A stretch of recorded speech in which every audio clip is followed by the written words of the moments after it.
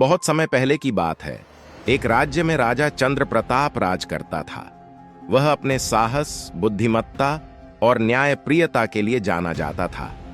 लेकिन उस राज्य के पास एक बहुत ही बड़ी समस्या थी, और वह भी एक जादुई राक्षस की। यह राक्षस हर पूर्णिमा की रात प्रकट होता और गांव के लोगों को डराकर उनकी संपत्ति और अनाज लूट लेता। राक्षस की यह करतूत पूरे राज्य के लिए बड़ी चिंता का विषय बन गई थी। प्रजा ने राजा से गुहार लगाई, महाराज, कृपया हमें इस राक्षस से बचाइए। राजा ने वादा किया कि वह इस समस्या को हल करेगा। राजा ने अपने गुप्तचरों को राक्षस की गतिविधियों का पता लगाने के लिए भेजा। गुप्तचरों ने बताया कि राक्षस न केवल शक्तिशाली था, बल्कि वह जादुई शक्तियों का भी मालिक था। उसकी ताकत का स्रोत एक रहस्यमय हीरा था, जो उसकी छाती में जड़ा हुआ था। जब तक वह हीरा उसके पास रहेगा, उसे कोई नहीं हरा सकता। राजा ने अपनी सेनाओं को तैयार किया और राक्षस को हराने के लिए रणनीति बनाई।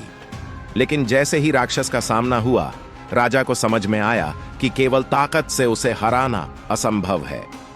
राक्षस ने अपनी जादुई शक्तियों से सैनिकों को परास्त कर दिया।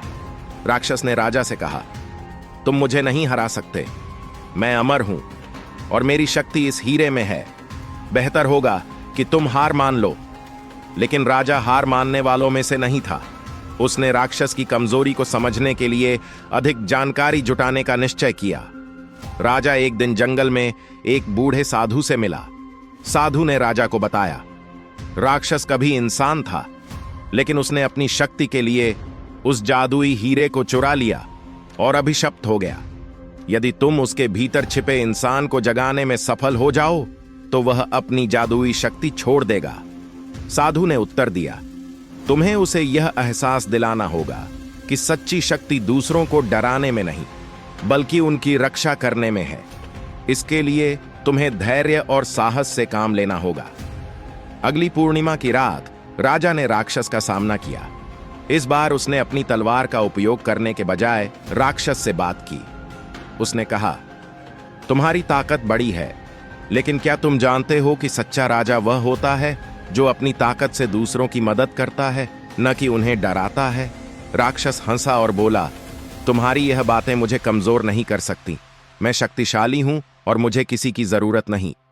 राजा ने धैर्यपूर्वक कहा, शक्ति का सही उपयोग ही किसी को महान बनाता है। क्या तुमने कभी सोचा है कि तुम्हारी ताकत से कितने लोग पीड़ित हो रहे हैं? अगर तुम अपनी शक्ति का उपयोग उनकी भलाई के लिए करो, तो तुम्हें सच्चा सम्मान मिलेगा। राजा की बातों का राक्षस पर गहरा असर हुआ। उसकी आंखों में आंसू आ गए। उसने कहा, मैं कभी इंसान था, लेकिन अपनी लालच और शक्ति के मोह में मैंने अपना सब कुछ खो दिया। अब मैं अभिशप्त हूं।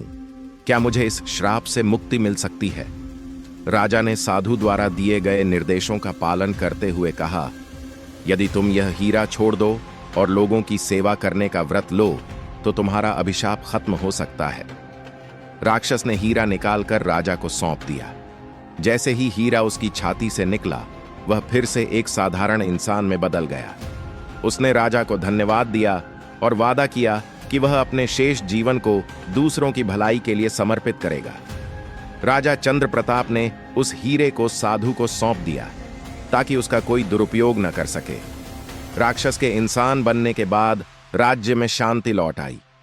राजा को प्रजा का और भी अधिक सम्मान मिला, क्योंकि उसने अपने धैर्य और समझदारी से राज्य को एक बड़ी समस्या से बचाया।